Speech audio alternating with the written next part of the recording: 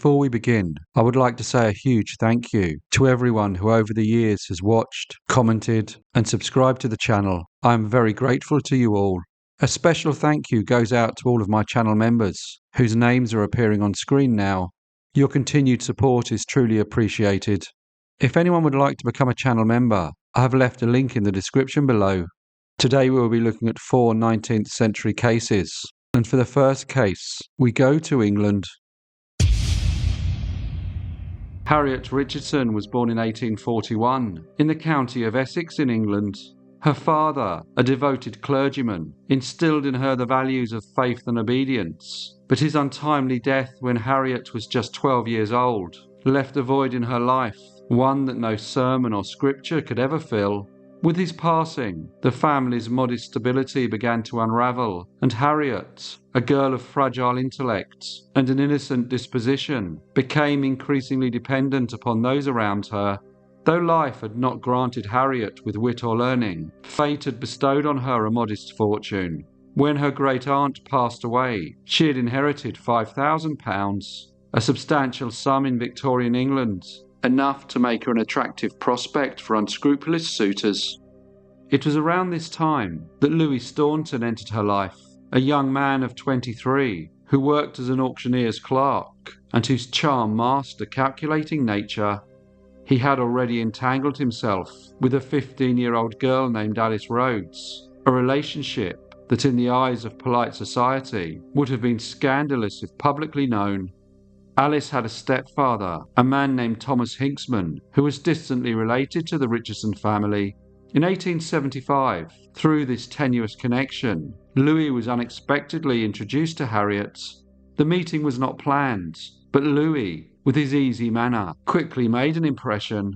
Sensing that Harriet was a woman of wealth, yet perhaps of limited mental capacity, he wasted little time in courting her, seemingly determined to secure her affections and the advantages that might come with them.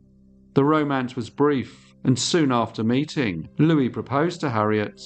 To many who observed this rapid courtship, it was deeply troubling. Harriet's mother, now Mrs. Butterfield, after remarrying, was vehemently opposed to the engagement. She saw Louis as an opportunist, preying on her daughter's vulnerability and inheritance. Desperate to protect Harriet, Mrs. Butterfield sought to have her declared legally incompetent and placed under the protection of the Court of Chancery. This led to legal proceedings, in which Harriet's family argued that her condition was so severe that she should be prevented from marrying, claiming that she was too weak-minded to make such a decision on her own. The case was brought before the Lord Chancellor, who heard medical testimony from both sides. After careful consideration, the court ruled that the wedding could proceed. On the 16th of June 1875, Harriet and Louis were married. Yet marriage did not bring happiness. The legal battle had only deepened the rift between Harriet's husband and her family, and although she remained in contact with them for the first few months, communication soon ceased. Her mother and her stepfather made repeated efforts to learn of her well-being, but their inquiries were met with silence. Eventually a letter, supposedly from Harriet, arrived, informing her mother, Mrs. Butterfield, that she was not welcome at her marital home. The letter was written in a very firm manner, and the words were cold and forceful, making Mrs. Butterfield think that this was entirely out of character for her daughter. She believed that the letter had been dictated by Louis. Almost immediately after she was married, Harriet had become pregnant, and on the 23rd of March 1876, she gave birth to a son, who the couple named Thomas Henry. The joy of the new arrival, however, was short-lived, as instead of it being a time of celebration, it was overshadowed by the changes that followed. Louis purchased a house called Little Grays near the village of Cudham in Kent, but rather than establishing a family home with his wife and child, he chose to live there with Alice Rhodes. Harriet and her infant son were sent to live a mile away in Firth Cottage, under the cruel and watchful eye of Louis's younger brother Patrick and his wife Elizabeth, who was Alice Rhodes' elder sister. Harriet and Thomas were confined to the small upstairs room and deprived of even the most basic comforts. There were no curtains to shield them from the elements, no washing facilities, and no proper furniture. Harriet, already vulnerable and inexperienced in the harsh realities of the world, was intimidated into silent obedience. Meanwhile, Mrs. Butterfield's instincts were warning her with an unshakable certainty that her daughter was in grave danger. By now, Harriet's will was as frail as her body. Her world had shrunk to that miserable upstairs room, the ceaseless cries of her hungry child, and the suffocating presence of those who sought only to control and harm her.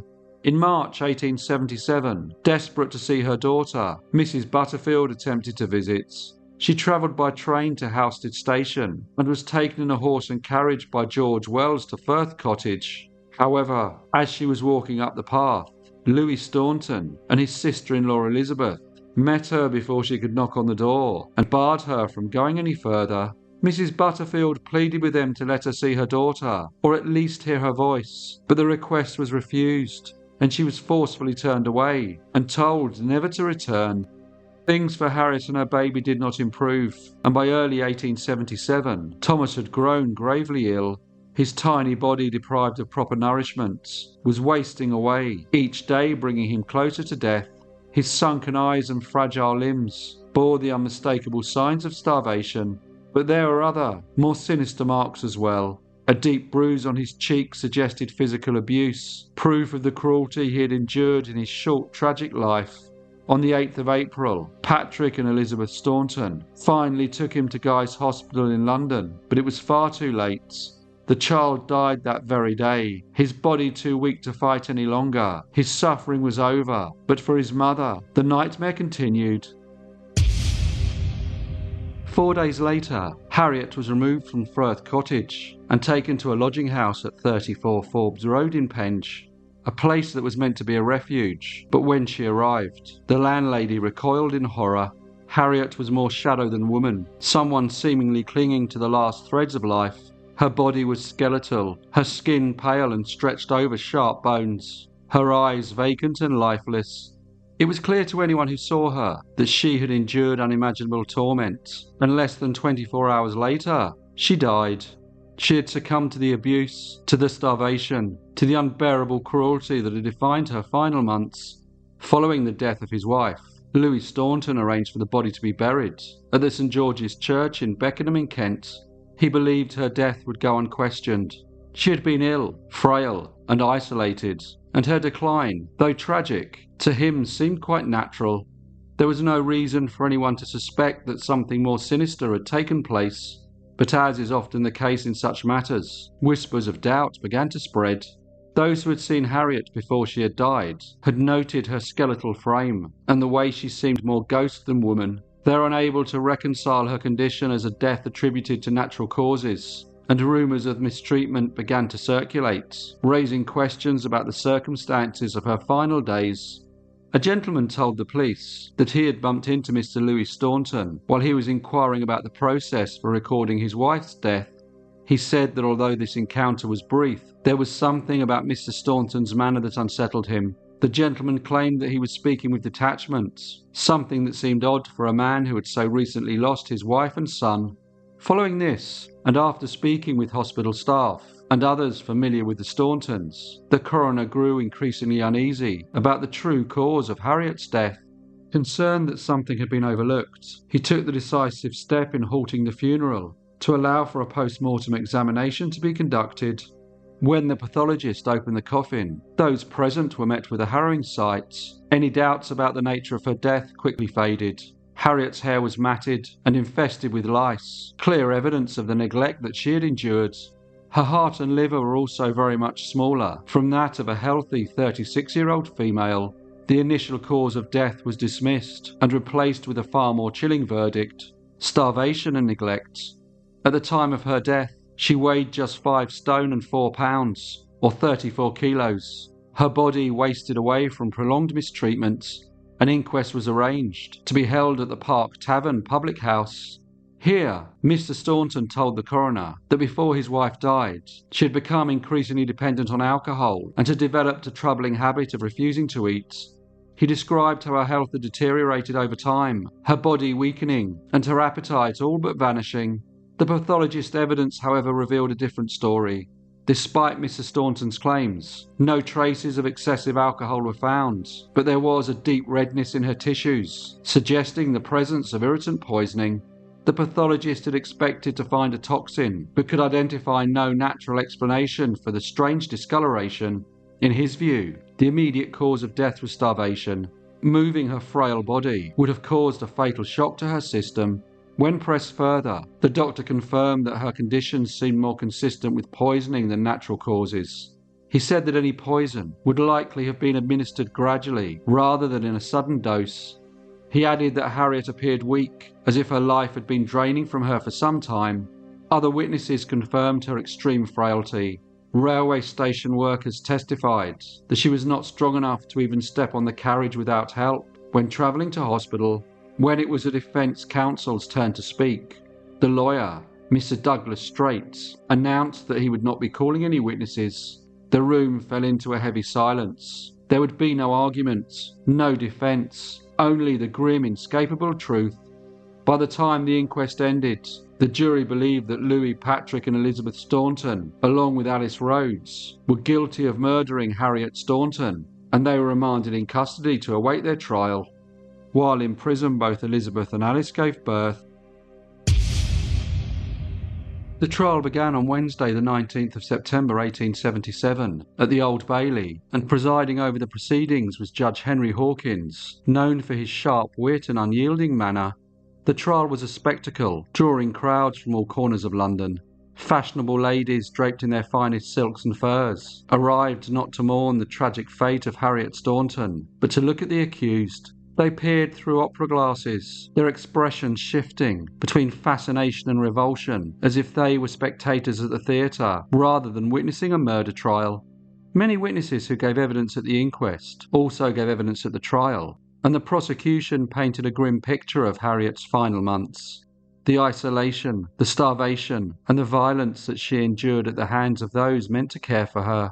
But the defence, led by the formidable barrister Edward Clarke, fought to shift the argument, claiming that the death of Harriet Staunton was not the result of a calculated scheme or intentional deprivation of food. Instead, they contended that her passing was due to a medical condition that had caused her body to gradually waste away.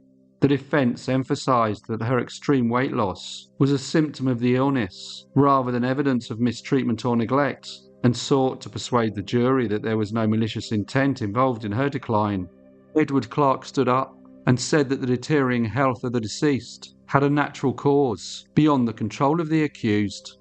A key witness was Miss Clara Brown, a cousin of the two female defendants, who gave testimony for more than 6 hours. Having lived at the house, she provided a detailed account of the living conditions. She stated that Harriet had often complained about not receiving enough food and had appeared to grow weak over time. She also said that although there was a fireplace in the deceased's bedroom, she only remembered one fire being lit between Christmas and April before the poor lady passed away. Mary Ann Weatherly was another witness. She told the court that she lived in Knockholt and that her father was a coal dealer. She said that she knew the house where Patrick and Elizabeth Staunton lived and had often delivered butter there. She said that on Christmas Day, she went there with a girl named Miss Mary Ann Longridge and found that Mr. and Mrs. Patrick Staunton were away. She said that she was greeted by Miss Clara Brown, who led her into the kitchen, but then, suddenly she heard footsteps, and Miss Clara immediately went to the kitchen door and shut it, and called out, "Go back, ma'am." Miss Weatherly said that she had not been aware that another lady was living in the house with a child. This statement was confirmed by Mary Ann Longridge, the girl who had been with Miss Weatherly. Mrs. Elizabeth Staunton was deeply troubled by the accusations that both she and her husband faced. She attributed their predicament to weakness in their own actions, but she firmly stated to the court that she had never intentionally kept Harriet Staunton without food. She said that Harriet had free access to the house and could help herself to anything in the cupboards, especially when she and her husband were away. She denied ever instructing Clara Brown to refuse food to the deceased or control her movements inside the house. Mr. G, who was representing Alice Rhodes, insisted that his client had never exhibited any cruelty or neglect towards Harriet Staunton. In fact, he argued that Alice had consistently shown kindness and concern for the deceased and had played no role in any alleged wrongdoing and should therefore not be implicated in the tragic outcome. He urged the jury to recognise that her actions were not those of someone complicit to harm, but rather of a person who had treated Miss Harriet Staunton with care and compassion. But the jury were not convinced. After deliberation, they returned with a unanimous verdict: guilty. All 4 defendants were then sentenced to death by hanging. The decision settled heavily over the courtroom. Patrick Staunton seemed quite shaken, while his brother Louis sat completely still, his face blank, his gaze fixed on some distant point, as if struggling to comprehend what had just been said. Outside the courtroom, a dense fog surrounded the crowd, but the cold did little to deter them. When the news of the verdict reached their ears, an eruption of cheers filled the air.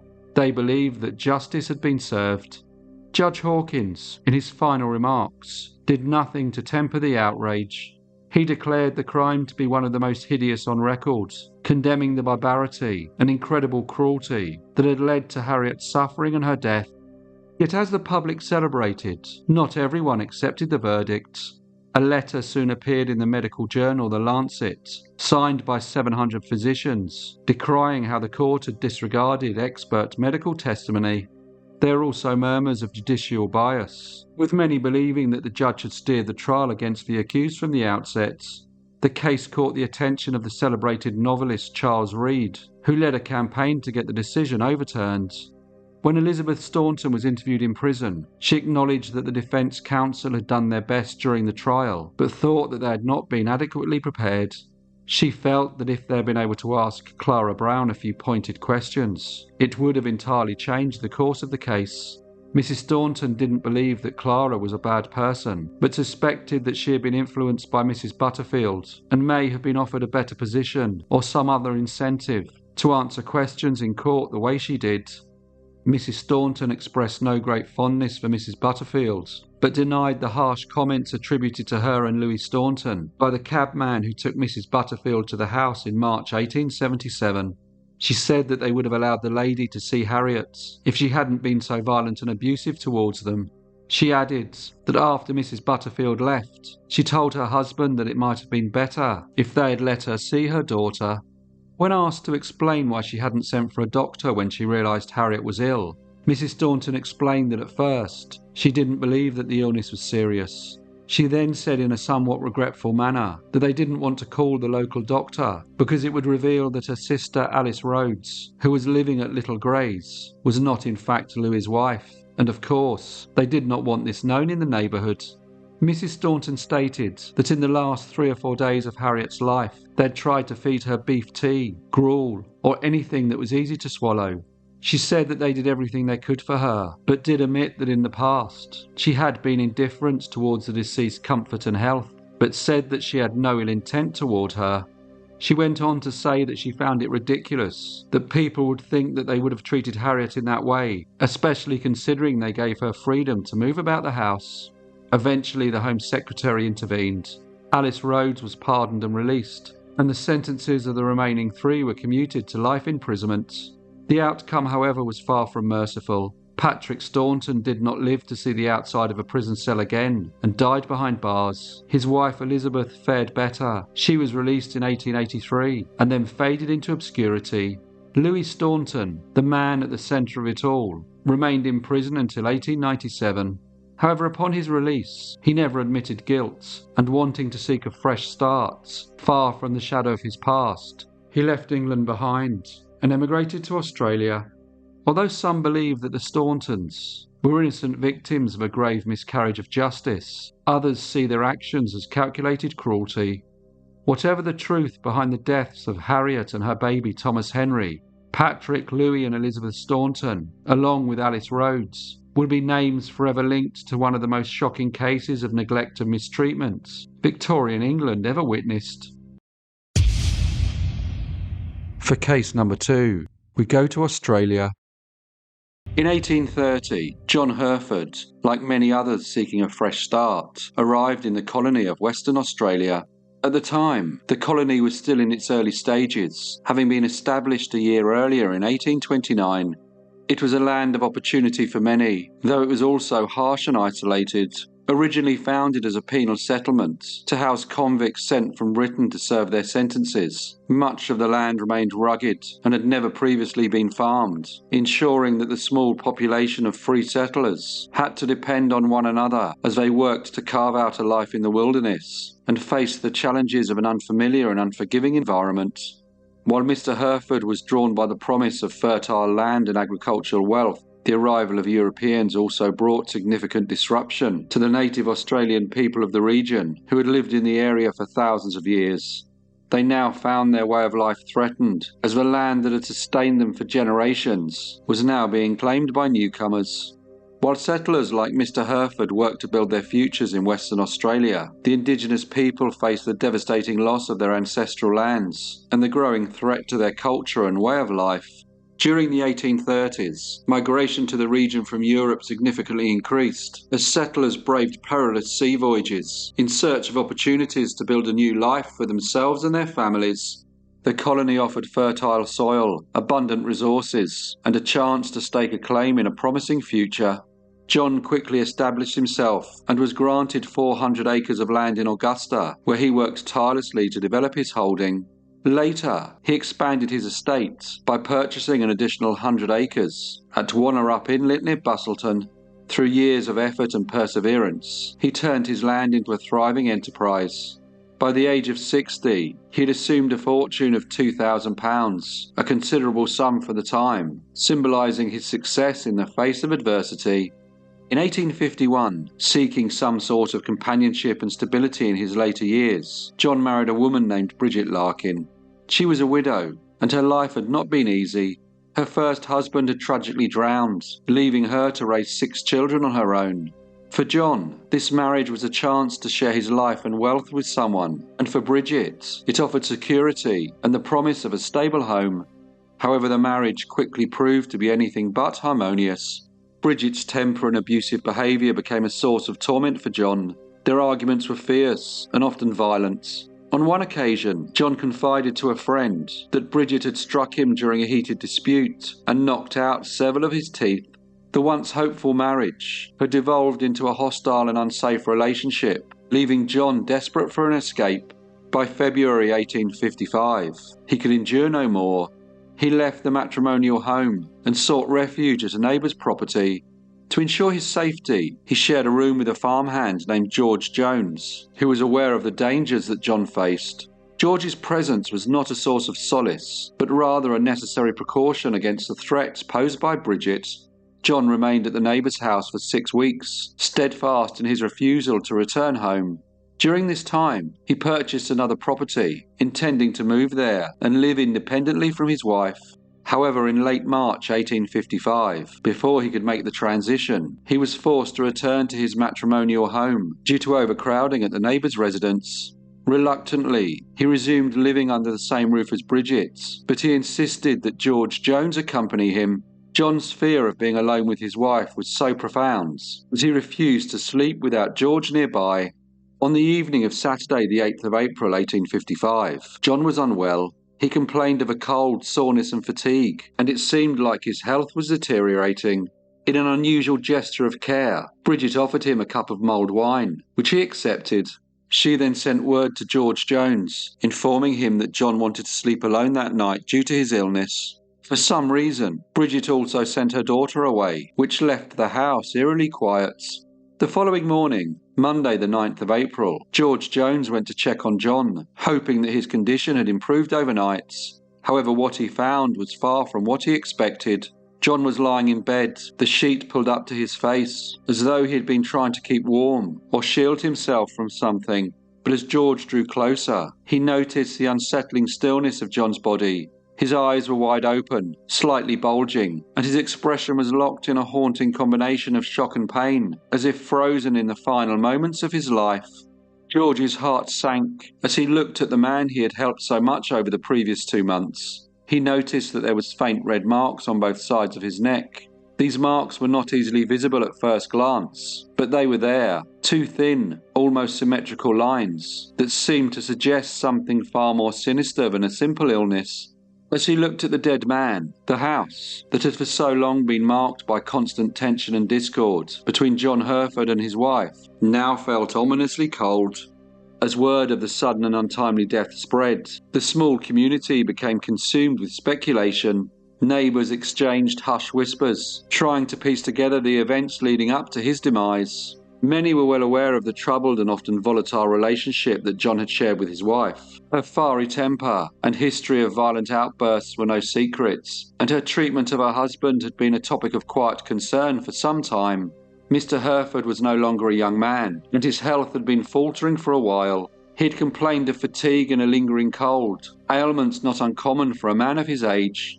Some in the community suggested that his death could simply have been the result of natural causes. However, there were others who found it difficult to dismiss the circumstances surrounding his passing.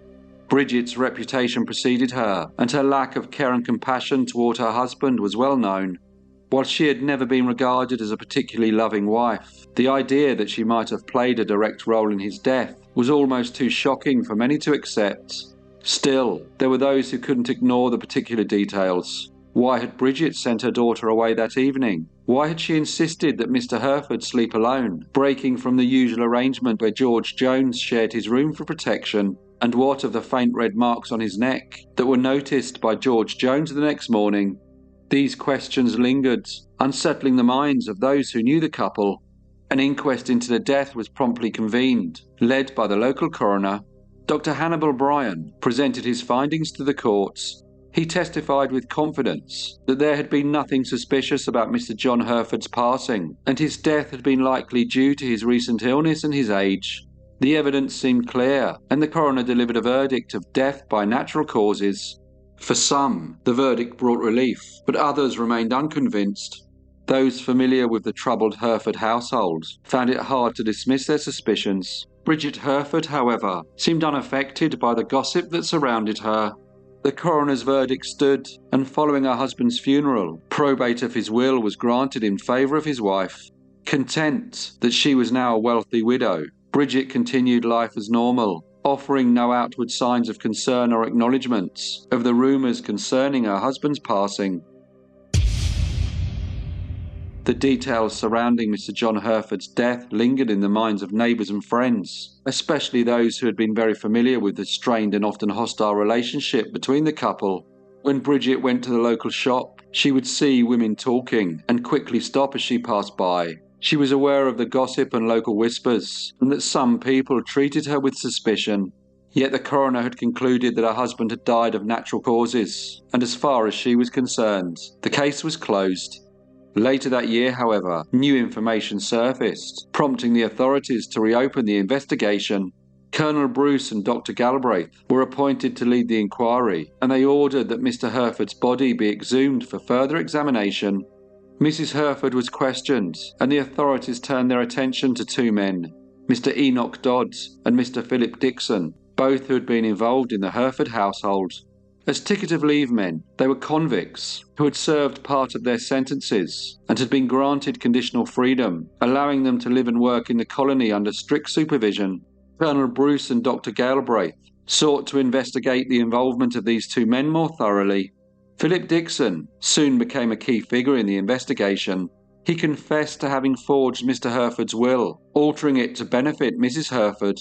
But that was not all. He also admitted that his involvement extended beyond the forgery and provided crucial information about the night of the murder.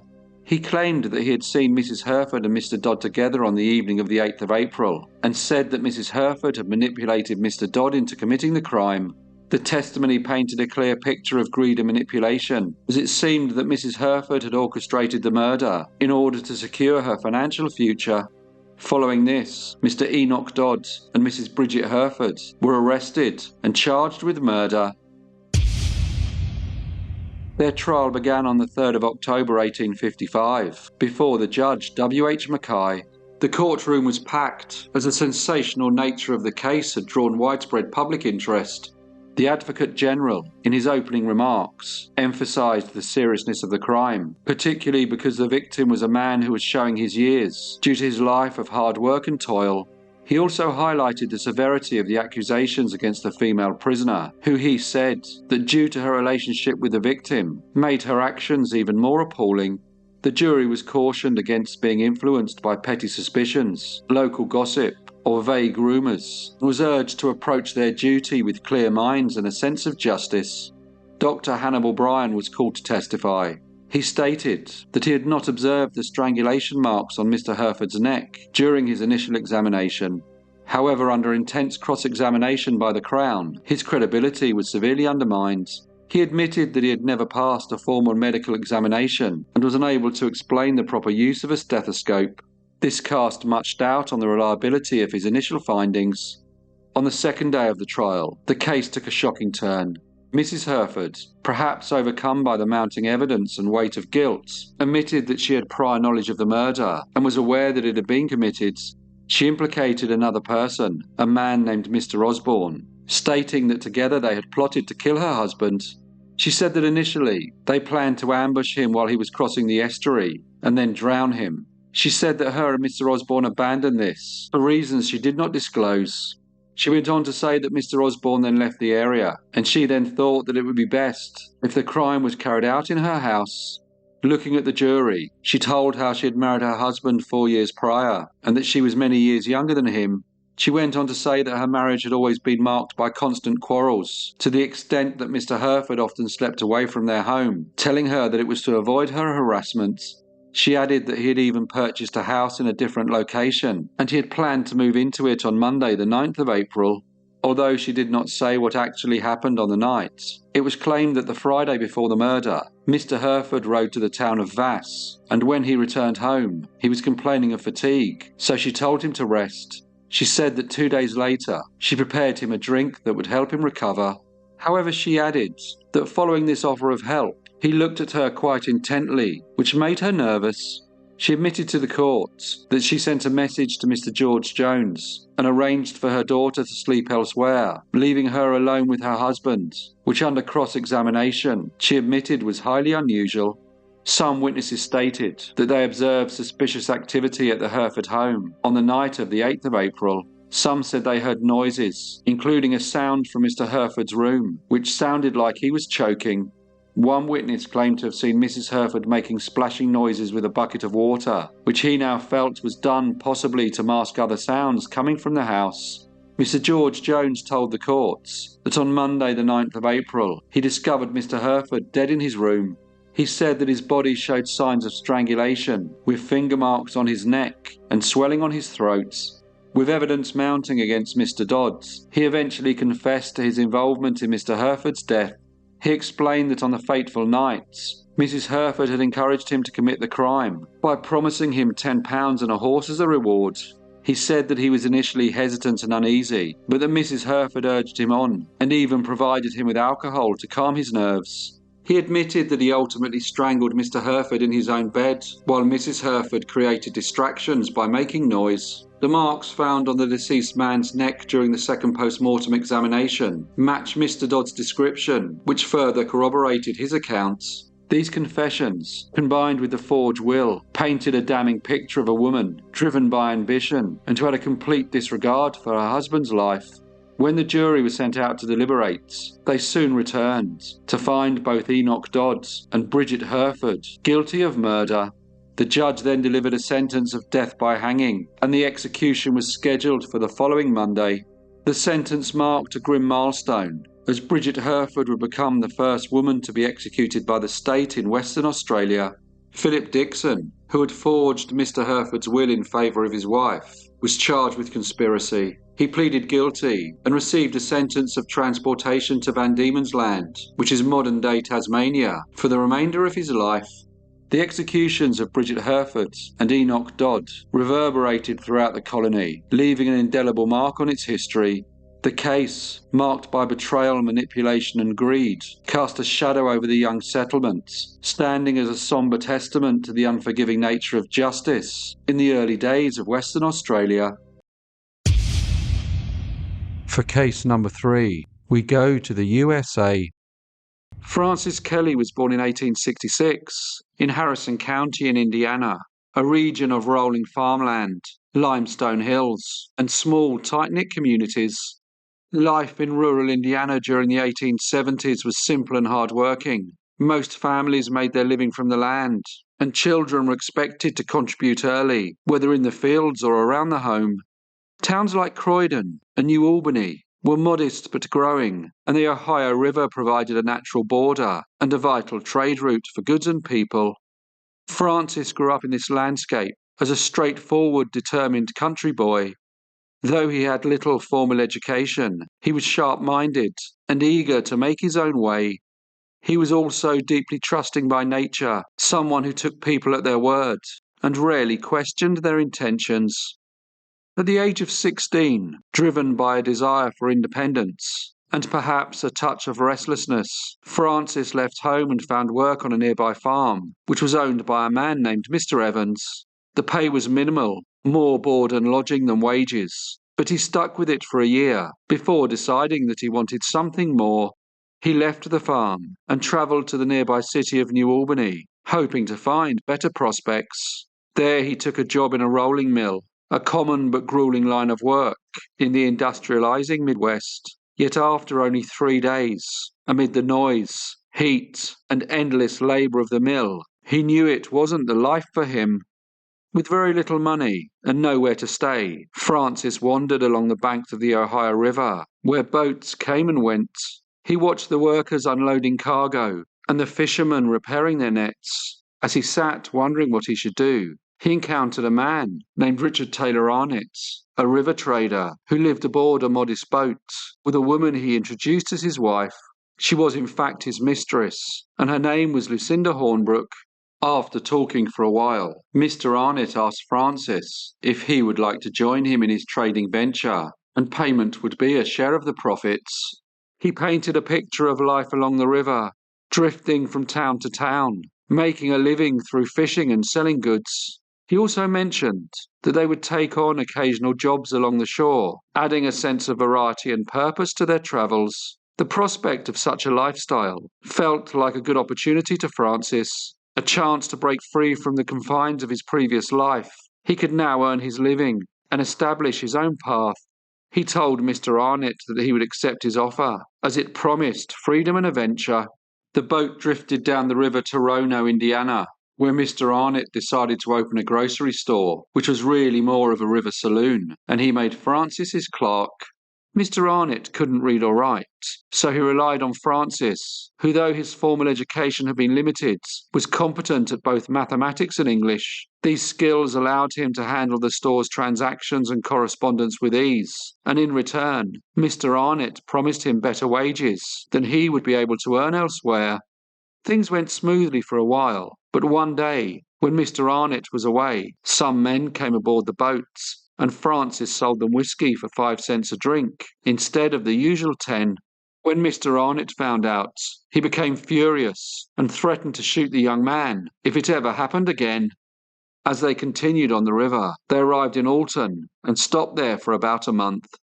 Mr. Arnett's supposed wife had become tired of life on the boats, and she abruptly left, announcing that she was going to see her father, who was a farmer named Buckner Hornbrook, who lived in LaRue County.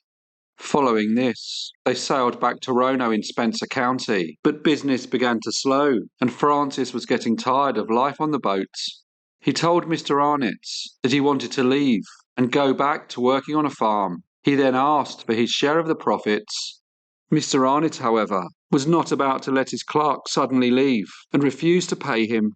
He also threatened him, saying that if Francis ever left or revealed anything about their business, he would find him, no matter where he went, and kill him. These threats seemed serious, which left young Francis in a state of constant fear. Shortly after, Mr. Arnett left the boat for several days, claiming that he was going to marry Lucinda. However, when he returned, Lucinda was not with him. He gave no clear explanation, and from that point on, something in his demeanour shifted. He became increasingly irritable, prone to angry outbursts, and began directing his frustrations towards Francis. He often cursed at him without cause, and issued veiled threats that grew more unsettling by the day. Despite this, they continued travelling down the Ohio River, stopping at small river towns and fishing ports, earning just enough to get by. Their routine was loose and unpredictable. Some days they made good money, others they barely scraped through. Eventually, they moored in Grandview, Indiana, about 6 miles from Rockport. The area was remote, with dense woods hugging the bank, and the occasional homestead visible through the trees.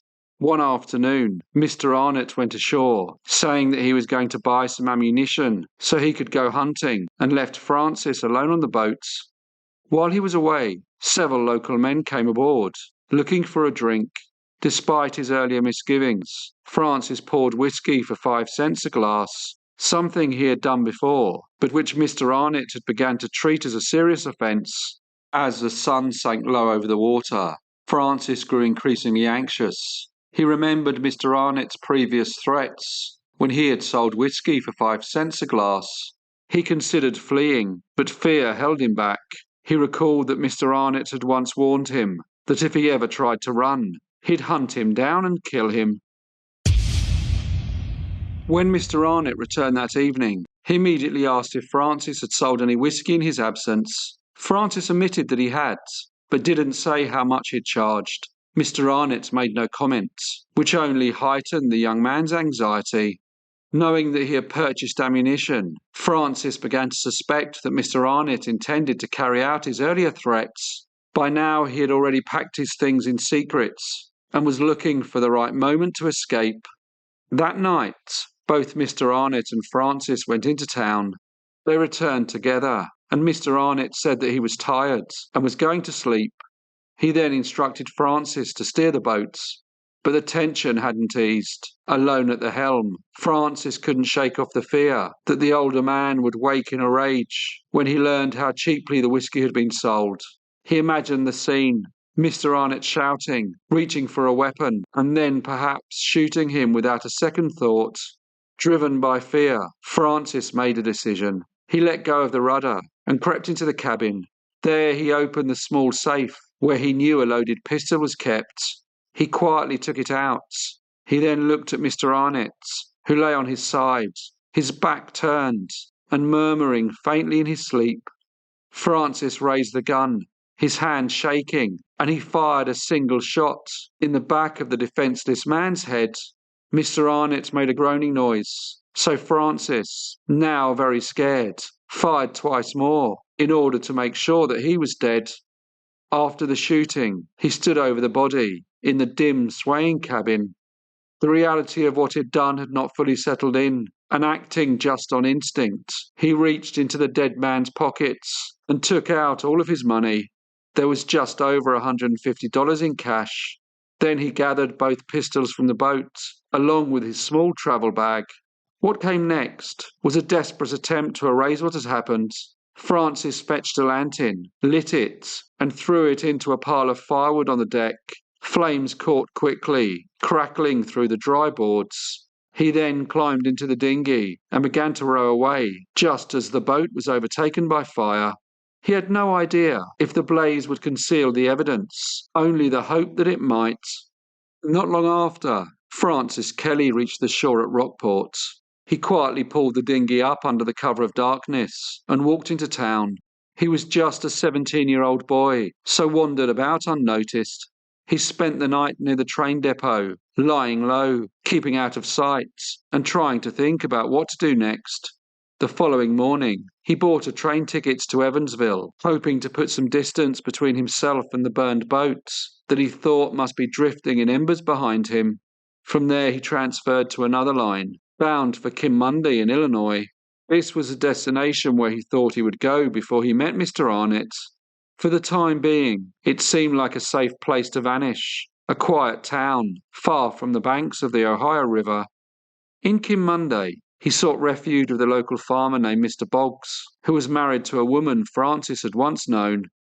However, back in Rockport, the truth had begun to emerge. On the morning of the 29th of September 1883, a smouldering wreck was found drifting near the riverbank. It was a badly burnt trading boat, which was floating near the water's edge. Amid the charred debris, authorities discovered the remains of a man, his body very badly burnt, but still intact enough for identification, and soon it was confirmed that the deceased man was Mr. Richard Taylor Arnott. At first, the cause of death wasn't clear. The damage from the fire had made any assumptions difficult. But after the remains were examined, it was determined that the man had been shot in the head, with at least one bullet wound clearly visible despite the burns. This revelation transformed what might have looked like an accidental fire into something far more sinister: a murder. An investigation began, and it soon came to light that another man had been travelling on board the boat, and his name was Francis J. Kelly, a young drifter who was now nowhere to be found. His absence deepened suspicions, and soon he was the focus of a growing manhunt. The case quickly got the attention of the local press, who called it one of the worst crimes Spencer County had ever seen. Following this, public interest surged, and Detective Hales was assigned to the case and immediately set to work tracing the steps of the missing young man. Meanwhile, after a short stay at the farm of Mr. Boggs, Francis had moved on to a farm owned by a man named Mr. Graham. To both families, he gave carefully edited versions of events. He said that he had recently left a dangerous employer and had been drifting from job to job along the river. He never spoke of the shooting or the burning boats. As far as they knew, he was just another young man looking for honest work. However, unbeknown to Francis, Mrs. Boggs had written a letter to a friend back in Harrison County, casually mentioning that Francis was working on a neighbouring farm. The letter eventually reached his family in New Albany, and whispers of suspicion began to circulate.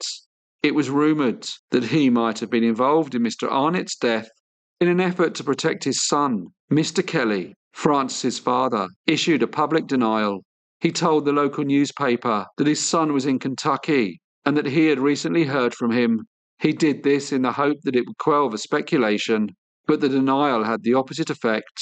The statement caught the attention of Marshal Hales, who was still hot on the trail. Reading the article, he travelled to New Albany to speak to the family and gather further information.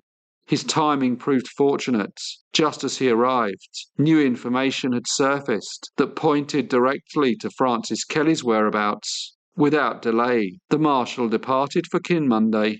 Marshal Hales eventually tracked Francis down in Ashley, Illinois. There he placed him under arrest. Francis was very cooperative and went willingly with the Marshal on the afternoon train back to Rockport. There the young man made a statement to the authorities. He insisted that he had not killed Mr. Arnett for money. He said that the man owed him wages from their time working and travelling together, and he claimed not to have acted out of greed, but out of fear. He said that they had never had a written contract or clear agreements, and he had worked on verbal promises that had not been fulfilled, and stayed on board the boat working due to the threats that had increased as the weeks passed. The shooting, he maintained, was a desperate act of a frightened 17-year-old, not a cold-blooded killer. Nevertheless, Francis Kelly was charged with murder. The trial of Francis J. Kelly began on the 25th of October 1883 in Rockport. There the young man openly admitted to having shot and killed Mr. Richard Taylor Arnett, but entered a plea of not guilty, claiming that he had acted in self-defence. His explanation echoed the story that he had told upon his arrest, that he feared for his life following a series of threats that had been made by Mr. Arnett during their time travelling together on the river. The court appointed Judge Laird to serve as his counsel. The trial moved quickly. Much of the evidence presented by the prosecution merely confirmed what the defendant had already confessed.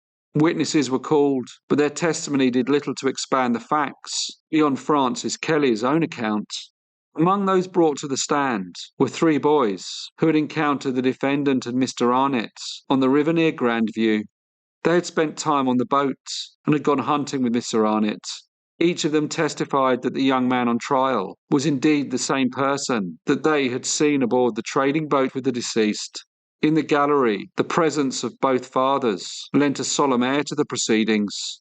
Francis Kelly's father sat quietly, visibly worn, while Mr. Arnett's father, who had journeyed from Hodgenville in LaRue County, Kentucky, listened intently to every word. When the court turned to character evidence, it was stated that although Mr. Arnett was known to drink and could occasionally be rough in his language, given to cursing, and the sort of temperamental outbursts not uncommon among the men who lived along the river, he was by all accounts not a violent man. Those familiar with him testified that he was not someone known for violence and had never been known to do anyone harm. Others who had worked with him or met him during his travels testified that while he could be abrupt, he was not cruel, and nothing in his past suggested he was capable of provoking the sort of fear that would justify his killing. Outside the courts, a small crowd lingered. The grim details of the case was spreading through the town as people speculated about how the jury might interpret a killing supposedly committed not out of malice, but out of fear. When the trial ended, the jury returned a verdict of guilty, but with the recommendation for mercy. The judge, taking that into account, sentenced Francis Kelly to life imprisonment rather than death. In 1883, this was seen as significant leniency, especially for a case involving a confessed killing and an attempted cover-up. Some in the courtroom expressed quiet relief. Others, particularly those close to Mr. Arnott, felt that the punishment didn't match the crime. Francis was led from the courtroom in silence. He had shown little emotion during the proceedings, perhaps out of shock, perhaps from exhaustion after weeks of fear and uncertainty. News of the verdict travelled quickly in the towns along the river, and people debated whether justice had truly been done. For Francis, the sentence marked the beginning of a new kind of confinement, one far different from the drifting riverboats, but no less uncertain. He would spend the rest of his days in prison, far from the fields and ferry landings he had once known. The boat, the river, and the fire that had briefly lit up the night near Grandview would fade into memory, but the story of what happened that autumn remained a cautionary tale, long after the courtroom had gone quiet. For case number 4, we go to England. Jane Maria Clewson was born on the 27th of April 1854 in Deptford, a parish in south-east London, situated on the south bank of the River Thames. The area had been a major shipbuilding dock, but by the time of Jane's birth, the docks were in decline, as its location made access difficult for the new larger ships. They were eventually closed in 1869. Her father, named James, worked in the docks, while her mother worked as a dressmaker. Jane had 2 sisters, one called Sarah, who tragically died of consumption in 1863, and a younger sister, who was named Marie. Like most young children in the mid-19th century, she received some education. School inspectors had been introduced, and in the mid-1840s, rag schools, which were a type of volunteer-led school, had spread to London. These were charitable organisations dedicated to the free education of destitute children and were often attended by those who had been turned away from church schools. In 1862, Parliament also made it compulsory for head teachers to keep daily and weekly records of their school activity, including how many pupils were in attendance. When Jane was 14 years old, she started working in domestic service for a wealthy gentleman named Ebenezer Pook. He was from Greenwich and the owner of a successful printing company. He was well educated and had previously worked for the Times as a tradesman printer. He lived in a relatively large house with his wife named Mary and their children. Many girls hoped to be able to avoid going into domestic service once they finished school. However, it was an industry where there was much work. By the second part of the 19th century, over 4% of the population was employed in service, the vast majority of them young women. Jane lived in the property and shared a small attic room.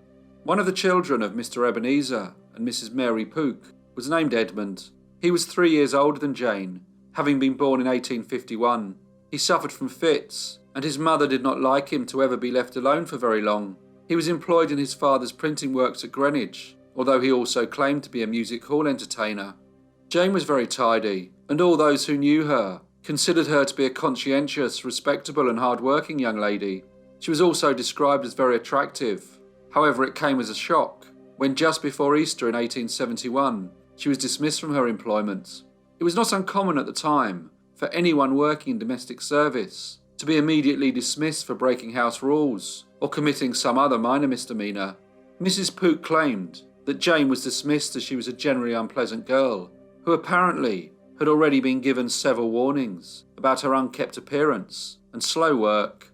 Nevertheless, the other staff were very surprised by Mrs. Pook's decision to let her go. She went to stay at 12 Ashburnham Road with her aunt, an aunt's daughter. Jane was still only 16 years old, and her birthday was just a few days away. It was now spring, and everyone seemed to be looking forward to the summer. The Royal Albert Hall had officially been opened by Queen Victoria on the 29th of March. However, despite the majority of the public's general feeling of contentment, the landlady named Mrs. Hamilton noticed that Jane seemed to be in very low spirits. There were rumours amongst Mr. Ebenezer Pook's staff that the reason Jane had been dismissed was because for some time she had been involved in a relationship with Master Edmund Pook. When this came to the attention of Mrs. Pook, it greatly concerned her. One of her sons had already married a young lady who she considered not to be of a high enough social status, and she was determined that young Edmund would not marry beneath himself, especially not to a young servant girl who had no doubt used her charms to seduce him. While Jane was living with her aunt, letters would arrive at the house, and she would immediately reply. It was believed that these letters were sent from Edmund. In the early evening of Tuesday the 25th of April, Jane left the house. She walked into Deptford High Street, accompanied by the landlady, Mrs. Hamilton. It was about 6 o'clock, and it was a mild evening. They chatted as they went. Mrs. Hamilton became concerned that something was troubling Jane, although she decided not to ask her what it was. At 6:40, Jane said that she had to go, and the two ladies parted company. Jane was in fact on her way to Blackheath, where she had arranged to meet Edmund. She had told her aunt and cousin that they were going to go away to be married, and that she would return as Mrs. Edmund Pook. In the early morning of Wednesday the 26th of April, a policeman named Constable Donald Gunn was walking his beat. Just before 2 a.m, he passed through Kidbrooke Lane. It seemed quite peaceful, and nothing attracted his attention. He passed through the lane again at 4:15, but it was still relatively quiet. When he walked back, he did so along the footpath, which was separated from the lane by a hedge. He usually did this, although the hedge was big, and it was too dark for him to see anything that may have been happening in the lane. Eventually he arrived back into Kidbrooke Lane, where he saw a young lady on her hands and knees. She was whispering, "Oh, my poor head, my poor head." Constable Gunn asked her what had happened, but she did not reply. He noticed that her right cheek was covered with blood. He again tried to ask her what had happened. The young lady managed to say, "Take hold of my hand." She then turned her head slightly, which enabled him to see her face. He noticed a cut on her left cheek and blood on her forehead. She looked to be in a very bad way indeed. She then said, "Let me die." The policeman observed that there were footmarks nearby, and her bonnet and gloves were on the floor. Aware that the young lady was in need of urgent assistance, he quickly made his way to the nearby Wellhall farm, as he knew that there would be someone working at the stables at this time. When he arrived, he was told that Police Sergeant Haynes was also doing his rounds, and was just outside. He informed him of the incident, and while the sergeant went to tend the injured lady, Constable Gunn rushed to get a stretcher. When help arrived, the young lady was taken to the surgery of the local doctor named Dr. King. She was then transferred to Guy's Hospital. It was alleged that in the moments that she was awake, she whispered the name of Edmund Pook as her assailant. The young lady, however, soon fell into a state of unconsciousness and died in the evening of the 30th of April. Following her death, Dr. Michael Harris examined the body and discovered that the deceased was with child. He estimated that she had been between 2 or 3 months pregnant. Death was attributed to blows from a sharp and a blunt object. She had deep cuts to her head, and there was bruising on her hands and arms, which would have been caused when she had attempted to defend herself. In the afternoon of the 27th of April, a gardener named Thomas Brown, who worked at Morden College, which was just under a mile from where the attack had happened, had picked up a plasterer's hammer while working in the grounds. He noticed that there was some blood on the handle, but it looked as if it had been washed. He later handed it to Sergeant Hodge. The sergeant then took it to the police station, where he gave it to Inspector Wilson. It was later passed on to Scotland Yard. As news spread of the attack, many people went to Kidbrooke Lane. Soon hundreds of people had trampled across the crime scene, and any evidence was destroyed. The police had still not identified the young lady. Her clothes had been displayed at the station, but no one had reported anyone missing. Once the attack was reported in the newspapers, a gentleman named William Trott recognised her description. On the 1st of May, his wife and daughter went to the authorities and informed them that they thought that the young lady was her niece. They then went to Guy's Hospital, where Mrs. Elizabeth Trott confirmed that the deceased was indeed her niece, Miss Jane Clewson. As the police started to investigate, they discovered that Jane had been seen with Master Edmund Pooke, one of the sons of her former employer. Witnesses told them that they had seen them together on the 25th of April. Other witnesses described having seen a young man matching Edmund's description, running from the lane that night. Detective Inspector Mulvaney from Scotland Yard, accompanied by Superintendent Griffin, went to the house where Jane had worked, at 2 London Street in Greenwich. They were met by Mr. Ebenezer Pooke. The inspector asked if he could speak to Mr. Pooke's son, Edmund. He said that it was in relation to the death of Miss Jane Clewson. They asked the young man when he had last seen Jane. He replied that it was a day she had left the premises and that he had not seen her since. The inspector then asked if he had written to her, which he replied that he had not. The inspector informed Edmund that people had told him that he had sent letters to Jane. Edmund calmly replied that he had not, and asked the inspector if he had the letters. The inspector said nothing. He did not have any letters written to Jane from Edmund. Then, somewhat strangely, Edmund suddenly said, "I know nothing about her. She was a dirty young woman, and left here in consequence. I can account for all my nights, or time last week. I did not leave work until 7 o'clock on Monday evening. On the Tuesday, I went to Lewisham to see a lady, came back, and was indoors by 9:15. Edmund's father, Mr. Ebenezer Pooke, seemed surprised that the officers were questioning his son about a possible relationship and murder of a servant girl. He told them that this was highly improbable, and that due to Edmund's fits, he was rarely alone in the house. The inspector asked to see the clothes that he had been wearing, and when he examined them, he noticed blood stains on both sleeves of his shirt. Edmund explained that it was the result of him biting his tongue during a seizure. Superintendent Griffin then arrested him and took him into police custody on suspicion of the murder of Miss Jane Maria Clewson. Edmund then remembered that he had actually seen Miss Clewson on the Saturday night with a gentleman. He said that he came home and told his brother. Mr. Ebenezer Pooke requested that Edmund's brother speak to the inspector. His brother then confirmed the story. Nevertheless, Edmund was taken to the police station. They also took the suspect's clothes, knowing that they may be used as evidence. On the day of Jane's funeral, thousands of people turned out to see the cortege make its way from her aunt's house in Deptford to the cemetery in Brockley. Flowers were thrown onto the carriage that carried her body. Unusually, the pallbearers were all ladies who were dressed in maids' uniforms. She was laid to rest close to the graves of her mother and her older sister. The case was first heard at the coroner's court, where Edmund was found guilty of wilful murder. A full trial was then arranged for the Central Criminal Court at the Old Bailey for the 10th of July. The press and the public were fascinated by the case. A young servant girl, dismissed by her employer, then 2 weeks later found murdered.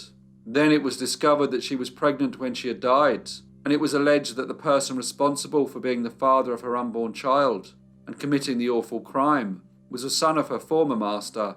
Victorian Britain had experienced social changes that had resulted in increased literacy rates. People began to spend more money on entertainment, and along with the improvements in printing, reading newspapers was now considered to be a form of leisure.